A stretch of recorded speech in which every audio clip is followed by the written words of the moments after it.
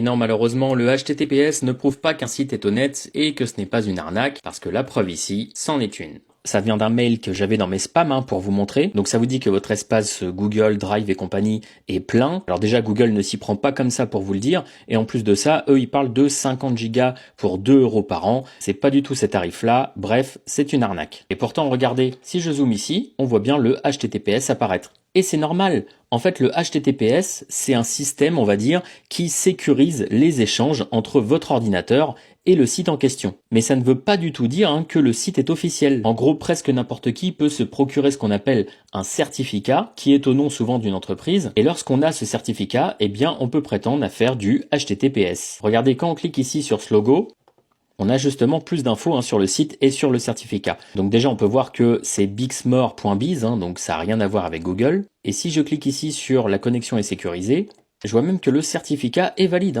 Mais si je clique dessus, eh bien on voit que le certificat a été émis pour ce nom d'entreprise. Et attention à pas vous faire avoir non plus, il est émis par Google Trust Services, qui est un organisme qui permet de délivrer ces fameux certificats. Donc en fait Google en délivre pour je ne sais combien d'entreprises dans le monde, mais ce qui est important c'est ici le émis pour. Et c'est là qu'on voit bien le vrai nom de l'entreprise, parce qu'ils peuvent pas faire autrement, et ce n'est pas du tout Google.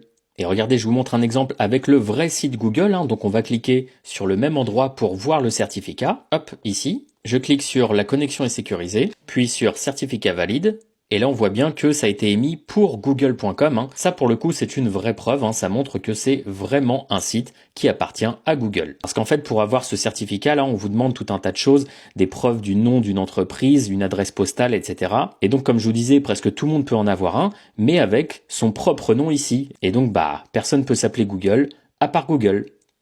Et pour d'autres astuces comme celle-ci, n'oubliez pas de liker la vidéo et de vous abonner.